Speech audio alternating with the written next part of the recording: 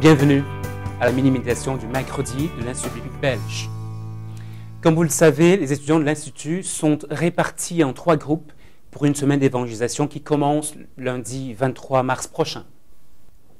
Dans cette perspective, j'aimerais vous rappeler la demande de l'apôtre Paul en 2 Thessaloniciens 3, les 2 premiers versets. Au reste, frères, priez pour nous, afin que la parole du Seigneur se répande et soit glorifiée comme elle est chez vous, et afin que nous soyons délivrés des hommes insensés et méchants, car tous n'ont pas la foi. Dans ces 2 versets, l'apôtre Paul lance un appel clair à la prière en sa faveur, tout comme en faveur des serviteurs de l'Évangile, ceci pour les 2 buts dont j'aimerais vous parler. Afin que la parole de Dieu puisse littéralement courir, afin que nous soyons délivrés des hommes impies.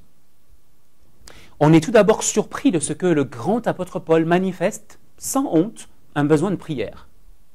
D'après Éphésiens 6, versets 10 et suivants, on voit que l'apôtre est pleinement conscient que le ministère de l'Évangile est une lutte spirituelle dont on réalise bien peu la réalité dans nos milieux occidentaux.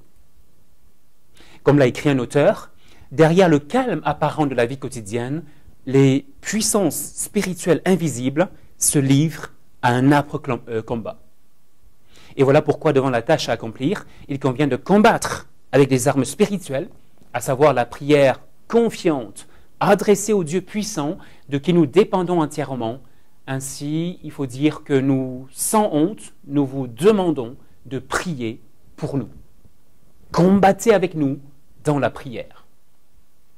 Et si l'apôtre Paul demande la prière, c'est afin que la parole de Dieu puisse courir avec la rapidité du psaume 147, verset 15, c'est-à-dire que l'évangile puisse être annoncé sans entrave, sans obstacle. En disant ceci, le désir de l'apôtre Paul est que l'évangile porte du fruit, comme ce fut le cas chez les Thessaloniciens. On se rappelle de l'impact de la prédication de l'apôtre Paul auprès des Thessaloniciens. Ceux-ci s'étaient alors détournés de leurs idoles pour servir le Dieu vivant et vrai, et pour attendre des cieux Jésus qui nous délivre de la colère à venir. 1 Thessaloniciens 1, verset 9.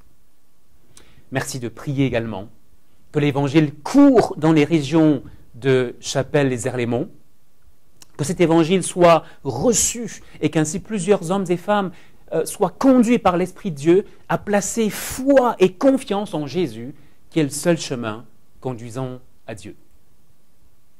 Le deuxième but de la demande de prière de l'apôtre est que les serviteurs de l'Évangile soient délivrés des hommes mauvais et méchants.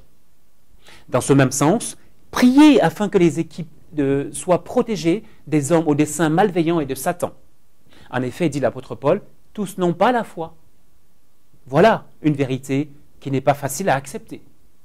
Priez pour que, en face des nombreux catholiques qui pensent avoir la foi, ou des nombreux témoins de Jéhovah pour qui Jésus n'est pas Dieu, que les serviteurs de l'Évangile annoncent Jésus comme le seul sauveur, le seul qui puisse nous purifier de tous nos péchés, de toute conscience des œuvres stériles du monde des ténèbres. Et il faut dire tout ceci, c'est pour la gloire du Dieu vivant et pour le rayonnement de l'Évangile de Jésus. Collaborateurs dans l'œuvre de l'Évangile, priez pour nous.